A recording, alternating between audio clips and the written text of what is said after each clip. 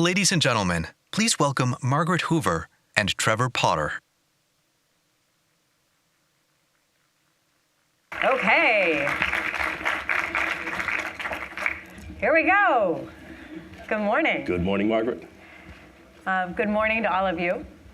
Thank you for being here in celebration of our democracy and its furtherance. Elections, election integrity, and the importance of free and fair elections in a democracy. Small topic. I wonder if we could just maybe start small. Who votes?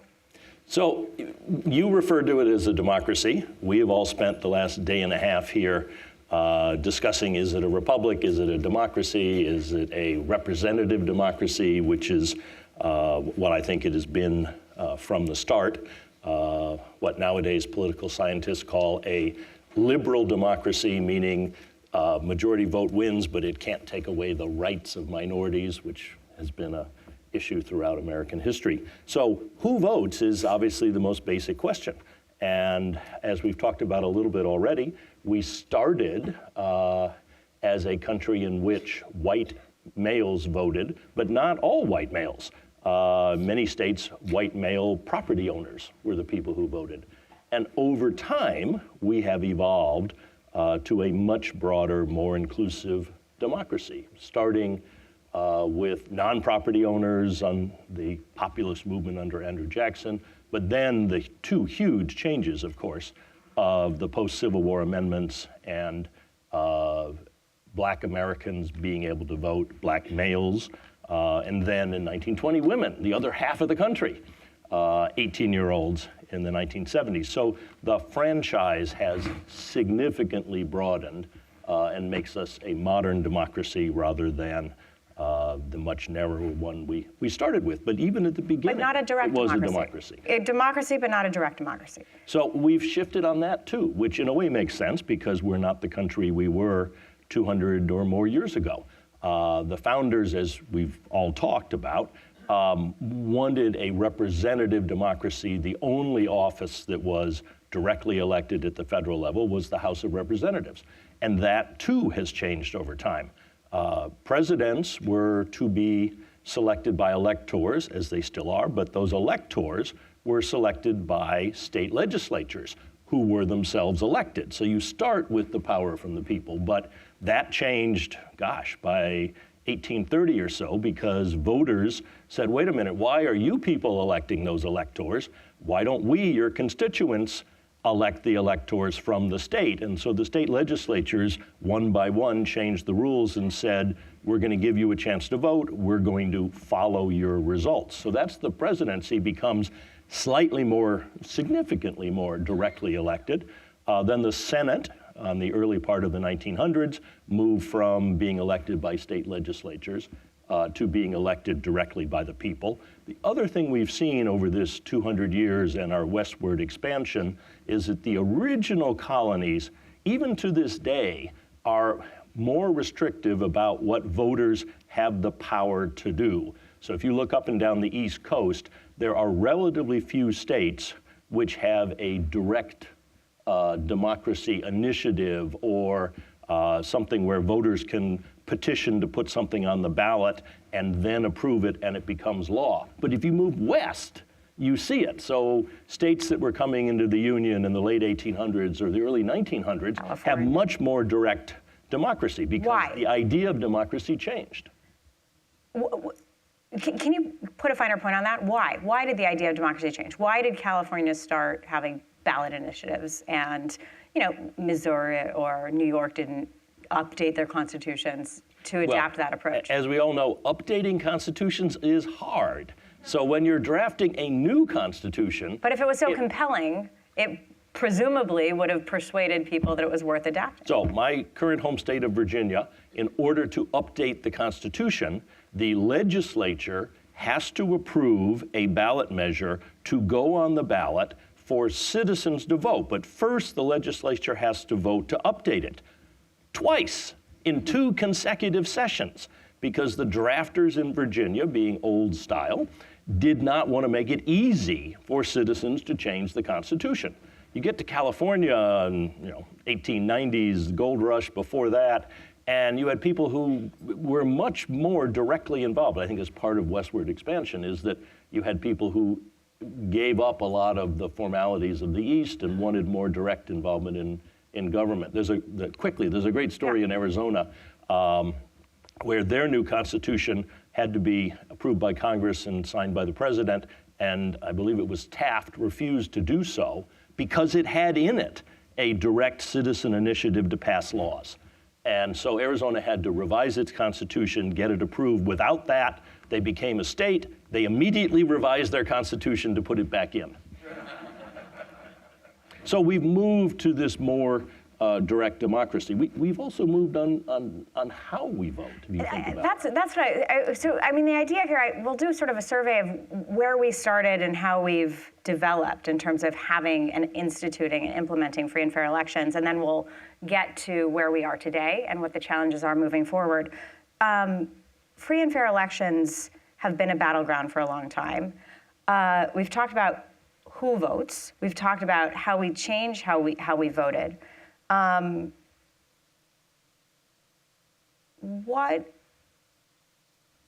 are we voting? So we all know we vote on the first Tuesday after the first Monday, I think it is in November. And you know why we do that. It's very logical, right? We do it because that's market day. That's when we all take our produce to the town square, and we're all in town together. And we do that because we vote in public. You did then. You went to the town square, and the people for one candidate lined up on one side and the people for the other, or they held their hands up. There was no secret ballot until the late 1800s.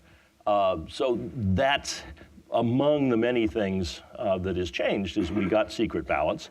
The first absentee ballots, you voted on market day, and if you weren't at the market on market day, you didn't vote. Then the Civil War came along. And all those white males who were eligible to vote were not at home. What are you going to do? Well, Lincoln and the Union came up with the idea of absentee ballots so you could vote in the battlefield or wherever you were and then have those sent home and counted. And over time, of course, which gets you to 2020 in a rush, over time you've had much broader opportunities for absentee voting or voting on days before Election Day, not just on the day itself. So as we look toward the current challenges to free and fair elections, we could look to 2020 to examine where there were challenges or differing opinions, very strong differing opinions about the integrity of the 2020 elections. First, why don't we just spend a little bit of time on what happened because of the pandemic and how that changed how we vote in some states? Yeah, I wouldn't say that the pandemic radically altered how we vote, but it sped up the changes that had been coming dramatically. Here's an example. Again, some of the more traditional states had not allowed absentee balloting to someone to ask for an absentee ballot without a specific reason. In Virginia, I had to fill out a form and I had to swear that I was going to be out of state on election day, or that I was going to be at a workplace that made it impossible for me to vote, or I was too sick to physically go to the polling place. I had to have a reason. Now, much of the rest of the country, again, it happens to the West, had no excuse absentee balloting before 2020. So Arizona had and has a permanent absentee list. When you go and register, you can say, I want to register in person, and I want to vote in person, or I would like to be put on your permanent list. And if I'm on your permanent list, they will automatically send me my absentee ballot. I don't have to do anything else. And I have a right to that in Arizona without any particular excuse. 5 states before 2020 had gone to all permanent absentee balloting, i.e., whether you call it mail-in balloting, a lot of them use drop boxes, and they're a sort of mix. And they're a mix. It's Colorado, Utah, Washington, Oregon, and Hawaii. So this is Utah. There is no more red state than Utah. I mean, maybe Alabama, but I mean, right. So you have red and blue states, Yeah, and sort because of a mix. voters love it. It's convenient. When Colorado went, it was a purple state. It wasn't up till 2020, more than 50% of the voters in Arizona were already on their permanent absentee ballot list. So there are parts of the country that were very used to this. There are other parts that weren't. The example is Pennsylvania. In 2019, the legislature, in the fall with regular change in law, moved from having to have an excuse to saying anyone can request an absentee ballot. At the time they did that, about 4% of Pennsylvanians voted absentee. Then COVID comes roaring in, and the change is nobody wants to be in a crowded polling place. The election workers don't want to be in there with all these strangers, and voters don't want to be standing in line next to other people. So the idea of how can I vote without coming in physical contact with other people becomes a really important question. We'd never had, I believe, an election in the middle of a pandemic where we'd had to deal with something like that.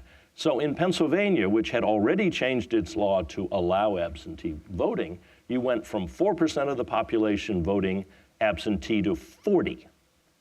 Now, the system hadn't dealt with anything like that before. There are very complicated procedures for getting absentee ballots, checking the signatures, making sure they're from the registered voter, making sure that registered voter hasn't also voted in person or voted early.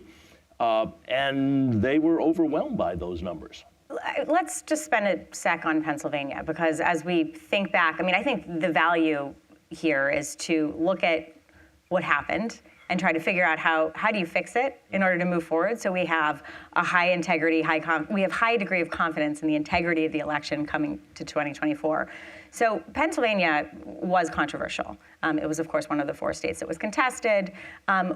What was it exactly about the laws that were implemented in Pennsylvania that was problematic? So there are a couple pieces there. The first piece, and I think it's important to be clear on this. The first piece is that we had the President of the United States, the leader of one of the 2 major parties, questioning well before the election whether this election was going to be stolen or not, and specifically citing the threat, the alleged threat of theft from absentee ballots in a country which was suddenly voting in very large numbers absentee. So you had an initiation of a lack of trust before the election based on the allegations by somebody who was in an important position of public authority and leads a major party, based on the allegation that if he lost, it was because of fraud and it was being stolen in front of our eyes because of all these paper ballots, and not really caricaturing it. Some of the comments were paper ballots that were flooding into our election system from China, and you could tell because there was bamboo in the paper. So. There's that, but then there was also this question about Right. when you start to count the ballot, do you start to count the absentee ballots on the date that it is postmarked or on the date 3 days after the postmark? There were questions around just the process of counting the ballots Absolutely. and which were going to be fairly counted and which weren't going to be counted. So aside from the sort of caricature of wholesale robbery of the elections, there were actually there were some sort of fair quibbles around how do you implement the processing and the proper counting of the election of the absentee ballots. In a world in which every state has different rules. So some states say that ballots that are received by election day count, and if it comes in the next day, it doesn't count. Other states say they have to be postmarked before the election, and if they arrive afterwards, they are counted as long as they're postmarked. Then you go into the weeds and discover that the Postal Service has new machines that often don't put postmarks on ballots. What do you do with those? What do you do with ballots in Pennsylvania that are in their system but have been separated from the envelope they arrive in? And give me a nerdy moment here. When you do, for those who don't, an absentee ballot in every state, they have a system where you fill out your ballot, you stick it in an envelope. On the envelope, you put your identifying information. Who you are, your address, maybe the last four of your Social Security, it may be your signature. It may have a witness on the outside of the envelope saying that they saw you put your name on it. But the whole key to this is they know who you are and can put you on the rolls and mark you as voting, check your identification, and then they separate the ballot from the envelope. The ballot goes in another pile, and nobody knows whose ballot that is once it's left the envelope. Well, in Pennsylvania, there were ballots that left the envelope without proper checking of it by both parties. So the Republicans said, there are ballots over there that are no longer attached to envelopes, and we don't know if the signatures got checked or not. Mm-hmm. And so that became a court case. Another piece of Pennsylvania, which you heard in this morning's discussion, about is the legislature the only state authority to make laws, is that the way the modern world works, and actually, as we heard this morning, the old-fashioned world too, it's a joint effort. The legislature passes laws, the executive interprets laws, and their election officials interpret laws, and the state Supreme Court interprets what the legislature did. And in Pennsylvania, it was clear you could get absentee ballots, but there were other issues that were less clear where the state Supreme Court stepped in and said it is appropriate to do X and not Y. And Republicans in the legislature said, wait a minute, that's wrong. We're the people who have the constitutional decide authority whether it's X or Y, not the state Supreme Court. As per the Constitution. For Yes. the U.S. Constitution says state legislatures have the ability to decide these questions. Okay, so we saw a version of Pennsylvania to varying degrees across the country in 2020. There are efforts underway to, in many states, to ensure that not just there is high integrity elections, because I think we know that the elections are secure and they are fair. And we know the 2020 election was secure and it was fair, but there's, for the most part, not everybody knows that. The question is, how do we increase a degree of confidence in our elections? Because politics is perception, we all know that. If we all have confidence in the integrity of our elections, that's going to go a long way towards ensuring the validity of the outcome. I'd like to talk about what is happening in the states to prevent some of these real challenges that happened in 2020. And I know there is a bill in the legislature in Wisconsin right now that perhaps may get a vote next week to standardize the processing of absentee ballots so that we don't have the same challenge you had in Pennsylvania and Wisconsin next time. What states are moving forward? So in addition to what we've already said about Pennsylvania, some of the other issues that states are now facing, and we will face in 2024, also came about because of COVID, and they were the advent of drop boxes. Many states, and Pennsylvania was one of them, election officials said, well, if we're going to let people vote absentee, they certainly can put it in the mail, and I will tell you, I became an expert on the U.S. Postal Service, which I had never expected to be, in the middle of the 2020 election. Nominated you to be Postmaster There General. were battles over the processing machines to process mail and whether the Postmaster General had deliberately tried to slow it down. But I think it's reasonably accepted that the Postal Service on occasion loses mail. On occasion, it's slow. There are the anecdotes of somebody with a bag of ballots sitting in the back of a postal truck that never got delivered. So people were worried about that, and the changes in voting led municipalities to say, well, we're going to put locked drop boxes on the corner, and you can put your ballot in that. You can just drive by. You don't have to go into a building. Or you can go into the town hall and put it in a different box. So that became an entire world of its own of conspiracy theories of what was going in the drop boxes, which goes back to education. It goes back to the fact that many Americans don't understand. There's no surprise at this. It's complicated. It's not something that is common parlance, but many Americans don't understand what actually happens in the voting process.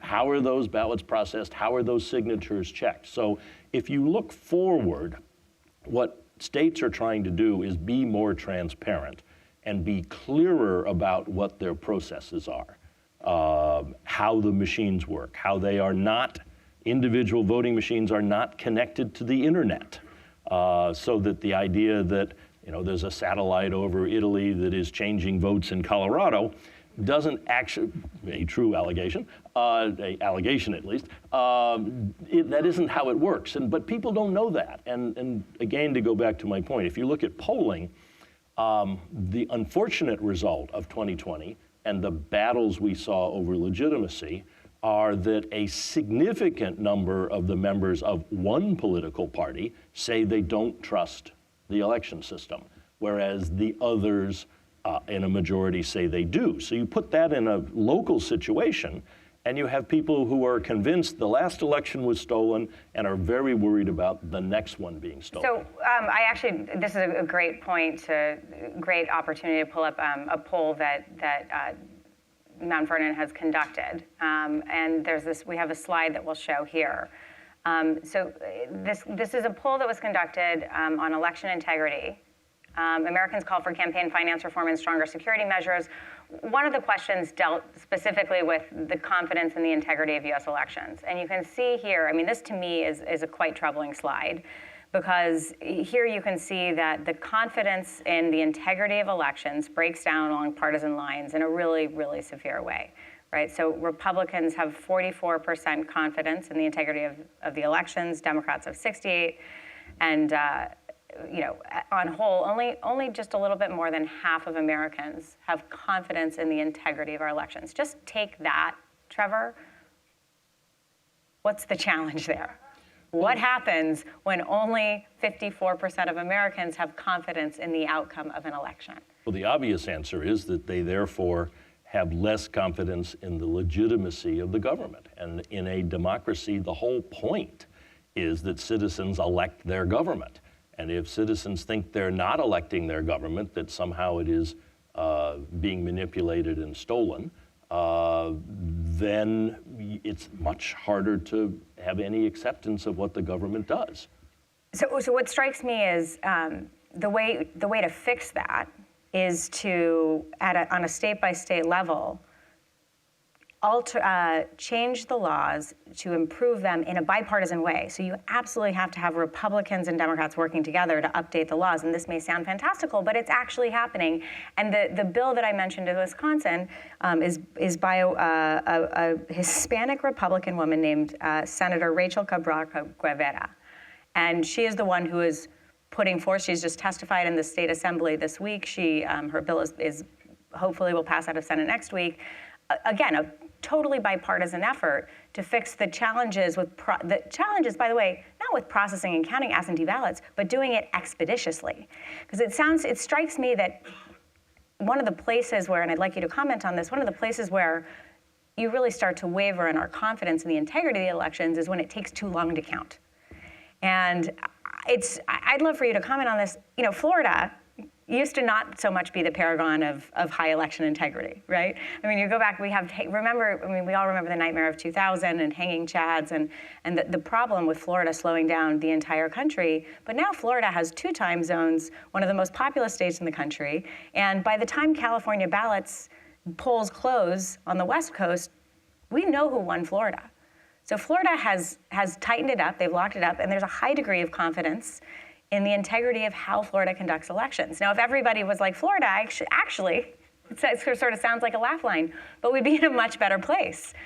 I think it's, going back to 2000 and all of that, no one actually questioned the integrity and suggested that elections had actively been stolen. What they questioned was, had the votes been counted correctly? And that leads to... That's about confidence, too. That becomes confidence. You're absolutely right. It becomes, I don't have integrity in the system because I can't figure out what's going on. And in 2020, the spotlight was on states that took, quote, too long to count votes. So what was happening? And that's a great example of what states can do, because Florida was one. The other example was Arizona. You may recall all the controversy over Arizona being called for Biden at about 11 o'clock at night or 10 o'clock at night Eastern, something like that, not long after the polls had closed in Arizona. So how did they do that? The answer is they had carefully thought through their system. They have all those absentee ballots coming in.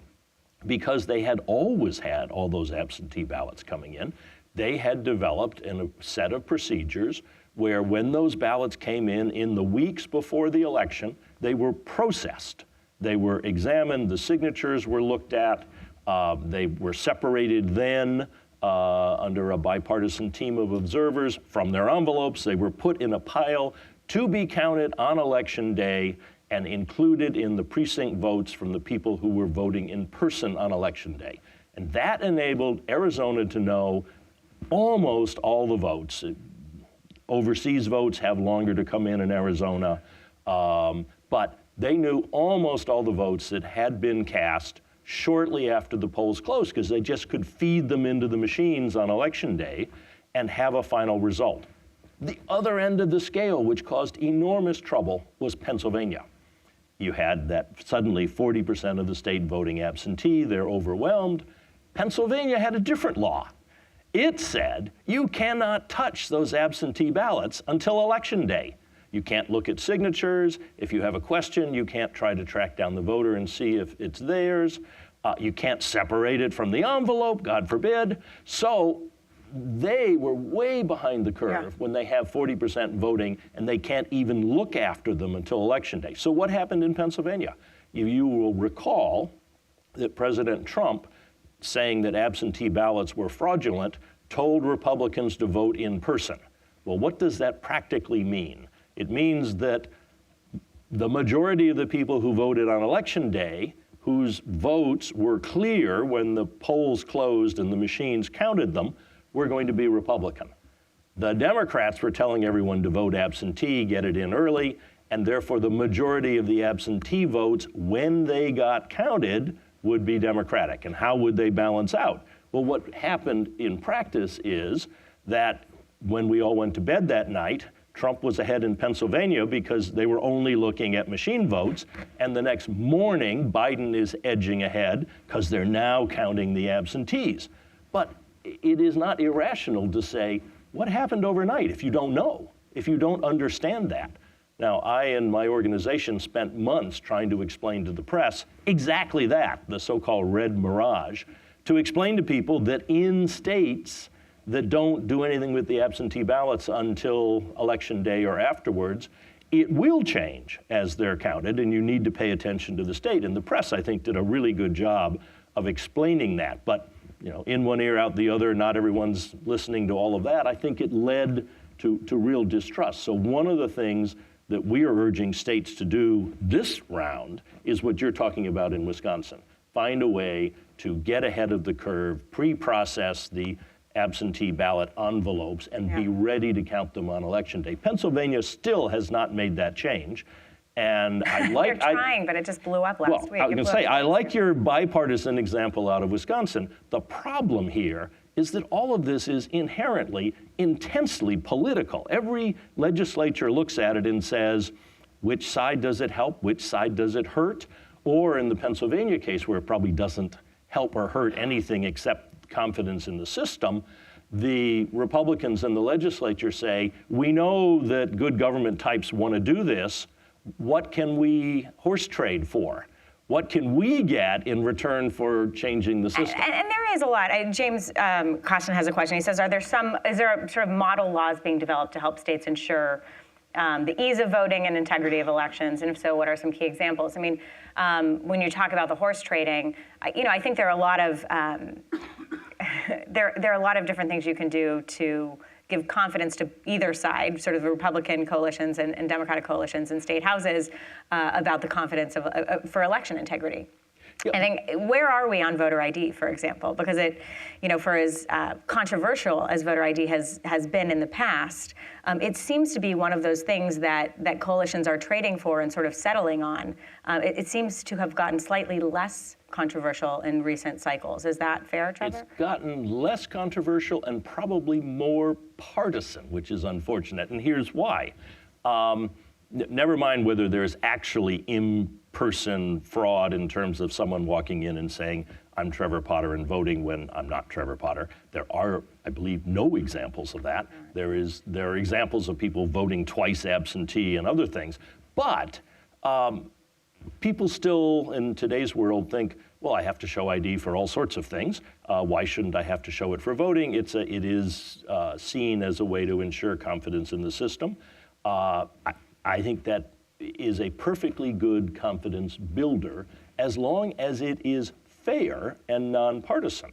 Yeah. But what happens is that partisan legislatures look at this and say, this is an opportunity to shape the electorate. It is an opportunity to make it easier for my voters to vote and harder for their voters to vote. And so you have a number of examples where states, Texas is a prime one, recently Idaho, have said that they will not accept as ID that will enable you to vote student IDs, student photo IDs, student photo IDs issued by state universities. That, they say, is not a valid ID. On the other hand, what states are doing that? Idaho's just done that. Texas has done that for a long time. Texas says, but on the other hand, concealed weapons permit IDs are okay.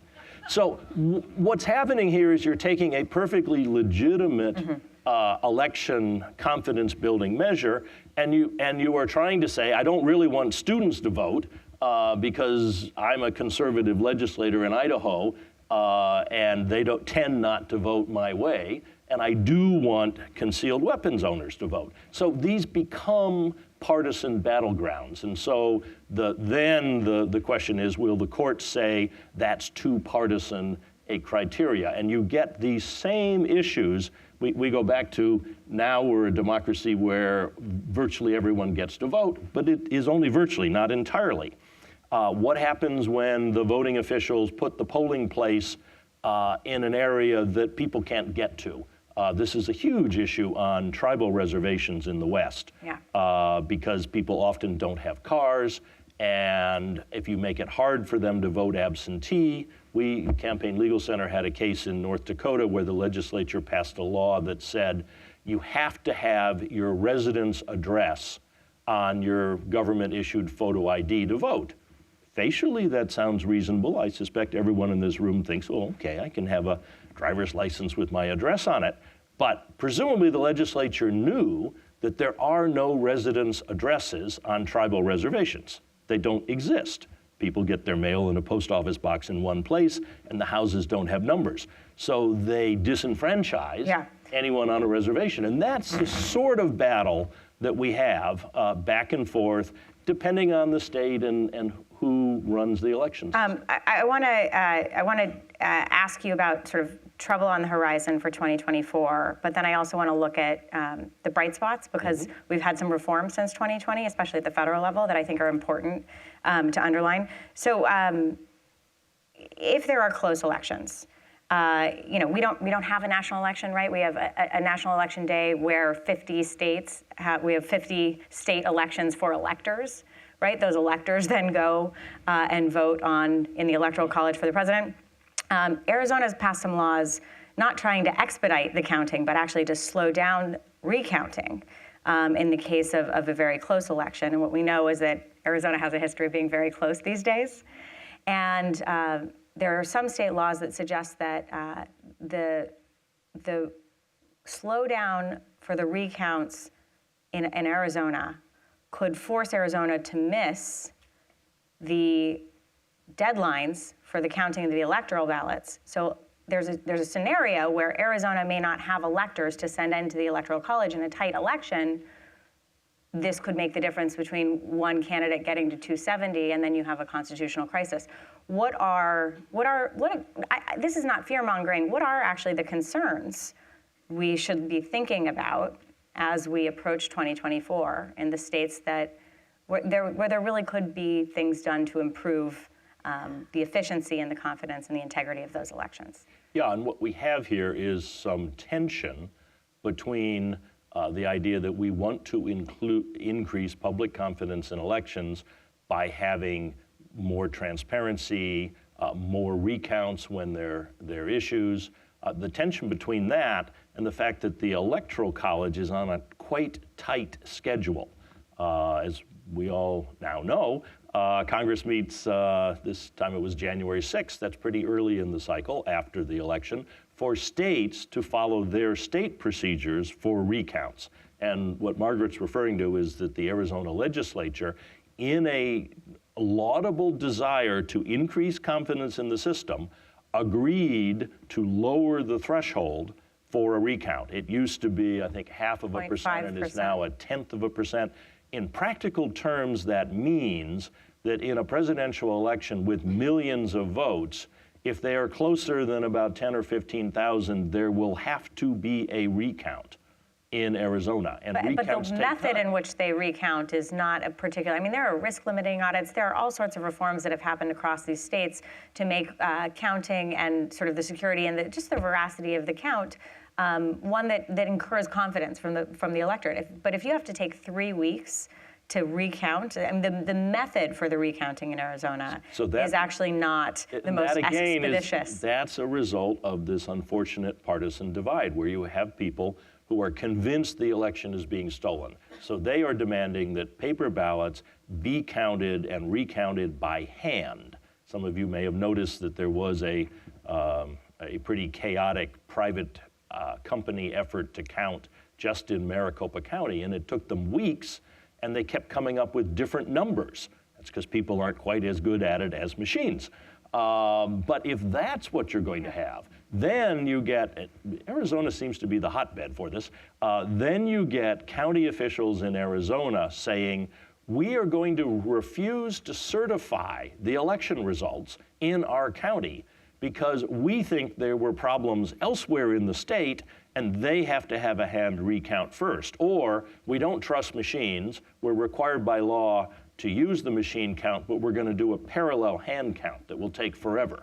And this did happen in Arizona, and they ended up with the Arizona Supreme Court ordering the local officials to certify their election results. But if you put all that in the tight time frame of the Electoral College and the drop dead date where they have to certify to get the votes to Congress, your scenario is possible that you will end up with states failing because of more state audit procedures to get the votes certified in time, which then puts it in Congress's lap is, what do you do when they arrive late?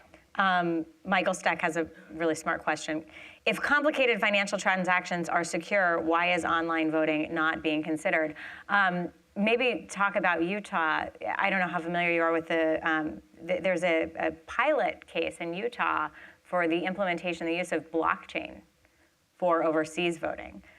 So where are really interesting innovations happening in terms of? Yeah, it's a great question. It actually has a pretty simple answer at the moment. I think technology is moving, blockchain may be helpful, but if you think about whether it's complicated financial transactions or just going to the ATM, the key to all of those is verifying your identity, knowing that you're the person telling your bank to transfer the $10,000 or to get the $200 out of the machine. If you think about voting, the whole point is to separate your identity from the action of voting. That's what the envelope does with absentee voting. That's what the machine does where you've been checked in, then you're given the ballot. There is no connection between you and actually the ballot once it's cast. Banking is the opposite. You want the connection and the continued verification. So is there a way to have that double verify and then anonymous ballot electronically? And I think for years, I've been in meetings where all the computer people who are miles above me say, don't even think of it because of the dangers of hacking. I think it was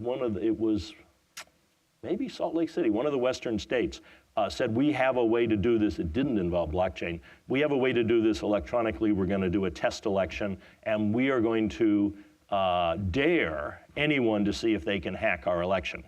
The University of the District of Columbia hacked it within 24 hours. So there has been a problem. There may be ways to get there, because overseas ballots are a problem. If you rely on mail, it often will not get there in time. Our military overseas is cutting it the other way, which is they're allowing people to fax it in, which is not terrible, but not very anonymous. You go to your commanding officer's office, you fill it out, you put it in his or her fax machine. The odds are somebody knows how you voted, which is contrary to what we hope. Okay, let's do the federal level real quick. We have 1 minute left. There's some bright spots on the federal level, and then there's some things that we hope will break the right way. The Electoral Count Reform Act, right? The Electoral Count Act of 1887, which is the sort of the law that had so many holes in it that it allowed this sort of insane theory that, you know, perhaps the vice president could send back all of the electors to the states and they could recount the electors. That has been reformed. That's the good news. The good news is Congress acted really quickly in the dead of night before the end of the last session on a bipartisan basis. They changed the law and have clarified it, so we now know there is no role for the vice president, and we have these dates for the states to meet, as we've been told. And we also have a threshold. Recall, it was just one member in either chamber that could pose an objection, and now it's 20% of both chambers. In each chamber have to pose an election, it's a certain threshold for 20%. So that's good. Mm-hmm. This has slowed down the shenanigans that can happen. But one of the other things that has happened is that poll workers in elections across the country are less inclined to volunteer. And we need federal funding to, frankly, secure polling places, to be dedicated to cybersecurity, and to, frankly, encourage poll workers to come back and administer our elections. There is $75 billion, $75 million, $75 million. It's got to be a million because Ukraine is $105 billion, and there's no way we're spending $75 billion on our elections. Though maybe we should. $75 million is probably slated to go through, but we need probably another at least $250 million in order to secure our elections. What's going to happen at the federal level in order to get the kind of funding to the states to ensure that the Electoral Assistance Commission is able to execute our elections? So Margaret is asking a really important and really depressing question as the last one. I don't think it's depressing, so you give your answer. I think it's depressing because if you look at when democracies have failed, when they have been overrun by authoritarian groups, it involves acts of violence. And it involves acts of violence against government officials who are chased out of the system. And we have seen and are seeing threats of violence against local election officials across the country. And there is no reason for them to stay in low-paying jobs, less reason to volunteer on election day and get almost nothing for their long hours. If they're think they're in threat of being attacked, states are changing their laws to say that you can open carry guns in polling places, which makes them very nervous. And people who think elections are stolen are pointing their fingers at the election officials saying, you must have done it. And if you follow any of this, it is hard to miss all these articles about being people chased out of office. I was in Arizona again. The two top election officials in Maricopa County, which is 70% of the population of the state, went into essentially the federal witness protection program. They had to leave their houses with their families and be hidden because of the threats of violence. One of them is retiring from office as a result. That's the threat we face. So that's why it's so important that we have state laws, federal laws that say it is clearer than it is now that it is a crime to threaten election officials. But the optimistic part to end on, is that there is a bill that is moving to fund HAVA and the Electoral Assistance Commission, which, I mean, I'll go out on a limb. I think it's going to be fully funded. So the lesson there is, just like the founders, we're in a time when there is real opportunity to do this right and a real possibility that it won't work right, that we'll get it wrong. So it means we all have to lean into doing doing the right things. Right, your congressman. All right, thank you all very much. Thank you, Trevor Potter. Thank you.